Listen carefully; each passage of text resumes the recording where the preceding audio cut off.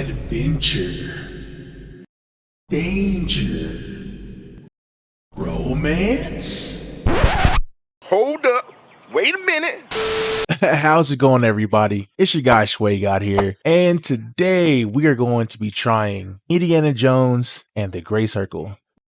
With it being one of the last AAA games of the year, and after a series of AAA flops, this is just a good old-fashioned game with a nice little cinematic twist. So the game takes place in between Raiders and Crusade in the year 1937, where Indiana stumbles upon some ominous giant that's trying to steal an artifact from the college he works at. He then sets out on an adventure that takes him to places like the Vatican, Giza, the Himalayas, and other places. You eventually take on one of the main villains, a Nazi archaeologist with an ego the size of Berlin.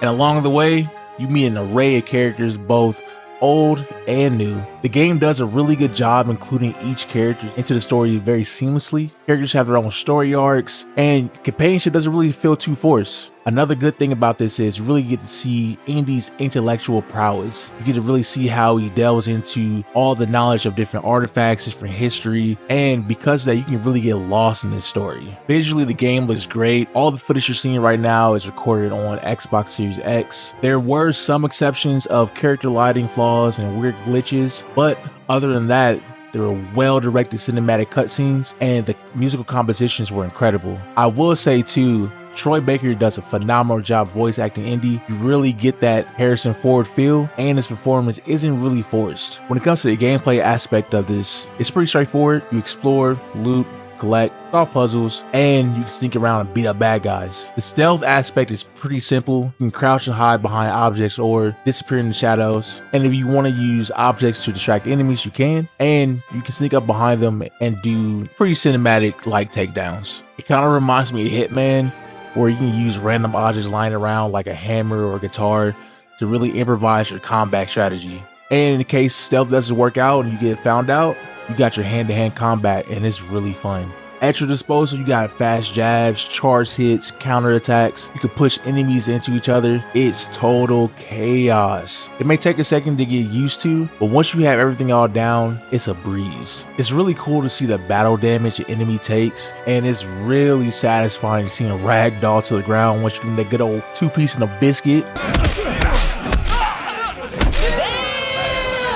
But if you are getting ran over with enemies, you have the use of your good old trusty revolver and other enemy weapons. However, ammo is limited, so you gotta be very careful with what you use and how much you use it. And hey, if all else fails, don't forget you got your trusty wit. A lot of things are stamina based though, so you may want to keep an eye out on how much you consume and make sure you are using calculated and deliberate moves, because once you get tired, it can be a little difficult to regain your energy to keep fighting. In higher difficulties in the game, Indy isn't the immortal movie star hero like he's portrayed to be, and I find that pretty cool. There's also map guidance if you really need it, and when it comes to puzzles, they are challenging, not as straightforward, but they do have a very cinematic feel. They'll have you dodging booby traps, jumping through fire, not to mention the musical cues as you move different objects, and you can make use of the whip to explore different areas and help you with solving these puzzles. This is a fairly big game with several open world locations. Each location is rich in detail, catering to that Indiana Jones feel. You can also explore, engage with NPCs, and stumble onto various side missions. At times, honestly, I didn't know if I was doing a side mission or a main quest, and to me, that just lets me know that this game is very immersive and the side quests are very well written.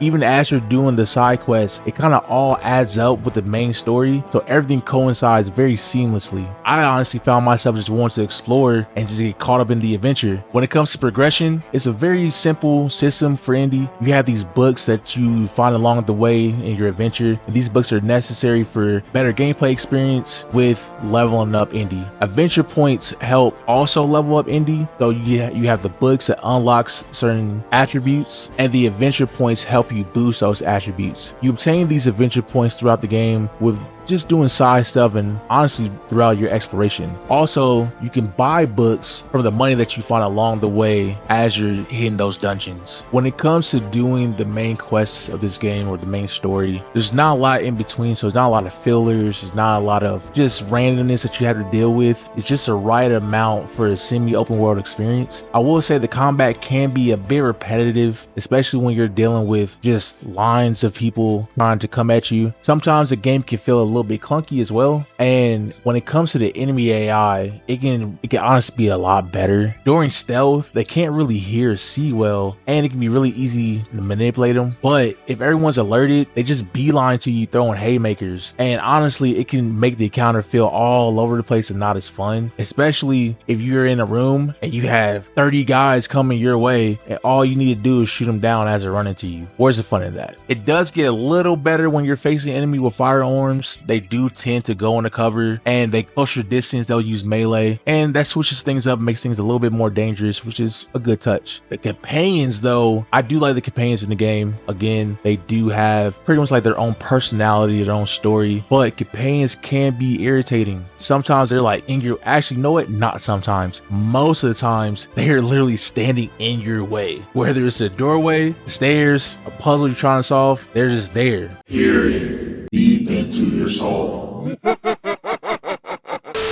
With all that said, even with those few critiques, I will say this is still a good old-fashioned game filled with mystery and adventure. Again, all the critiques aside, I did thoroughly enjoy this game. It's a simple yet smart game. It doesn't really force too much, and it allows you to really enjoy a well-written adventure. Honestly, I felt like I was in the Indiana Jones movie, so I highly recommend it if you want to try something new. If you're a fan of Indiana Jones and you want to be Indy for a little bit, by all means, get your revolver, get that whip out, and go have a good time. Other than that, you made it to the end of this video. I want to say thank you. Like, comment, let me know what you think of Indiana Jones. Have you tried it out? Plan on trying it out? Do you not really care? Either way, I want to know. And you haven't already, go ahead, hit that subscribe button and be on the lookout for more content like this. And I will see you guys in the next one. See ya. What you have is your stupid American cartoons. Choo choo, choo choo.